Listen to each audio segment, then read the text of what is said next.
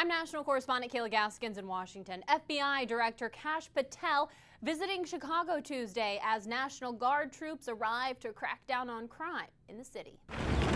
Hundreds of National Guard troops arriving in Chicago Tuesday, sent by President Trump to crack down on crime. Chicago's a great city where there's a lot of crime. And if the governor can't do the job, we'll do the job. The troops arriving despite strong objections from local and state leaders who tried to block their arrival in court. Donald Trump is using our service members as political props and as pawns in his illegal effort to militarize our nation's cities. But a judge allowed it to move forward for now. Thank you, Chairman Grassley and Ranking Member Durbin. Attorney General Pam Bondi pressed on the issue by Illinois Senator Dick Durbin during a hearing Tuesday. Were you consulted by the White House before they deployed National Guard troops to cities in the United States?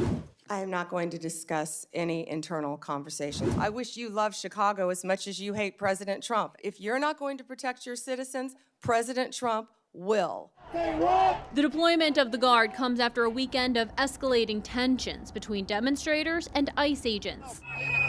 Agents fired on a suspect who allegedly tried to run them over with a vehicle. The woman was reportedly armed with a semi-automatic weapon and was already on law enforcement's radar for doxing federal agents online. She's since been taken into custody by the FBI. As the protests intensified, DHS accusing Chicago police leaders of ordering officers to stand down and not respond to requests to help Border Patrol agents as a mob of demonstrators surrounded them, pointing out a dispatch log from Saturday that states no units will respond to this. Chicago's chief of police denying the accusations. President Trump has even floated the idea of using the Insurrection Act to deploy the U.S. military to Chicago. It's a rarely used but potent federal power for emergencies, the legality of which has largely been untested so far in courts.